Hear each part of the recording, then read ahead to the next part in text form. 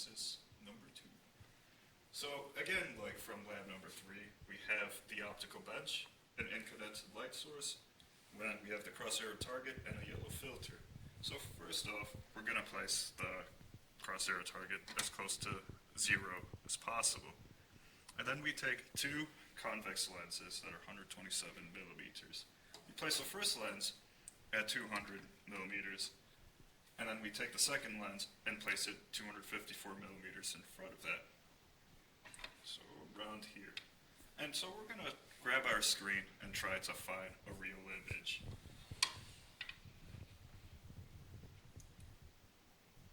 Which is around here. And then we're going to record our measurement. And through our calculations, we should confirm that this afocal lens system has a magnification of -1, which means that the magnification of the target we have should be about the same size, but inverted. As we could kind of see, the arrow is pointing down to confirm that is inverted.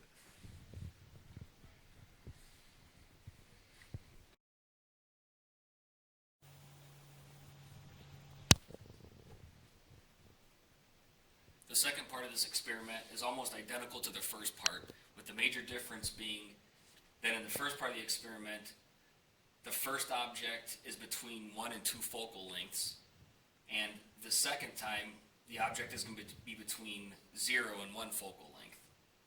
So what we're going to do is move the 127 millimeter convex lens to 100 millimeters past the target.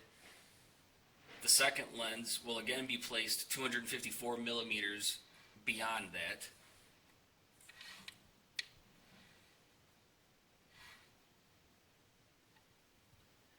And then you move the screen until the image comes into focus.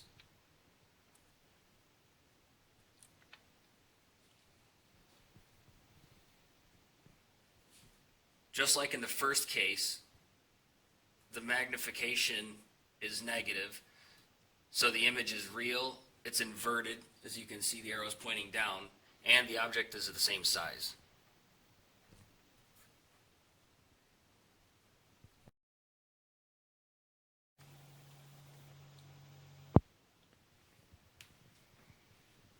For the last case, we're going to be positioning the object now 2 focal lengths away from the first lens.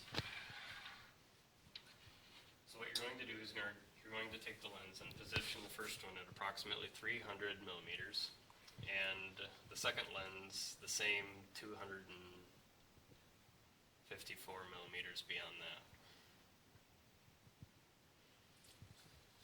Now with this image, it will actually be virtual, so you won't be able to resolve it on the screen. So what you'll have to do is, looking through the other side of the lens, you can make out an image and you note that it is inverted and it's approximately the same size. However, to gauge where the image is, you need to use both eyes and approximate using depth perception where the image is, and then record where that position is. You can see through the back side that even though the image might not be resolvable on camera, it is actually in between the 2 lenses.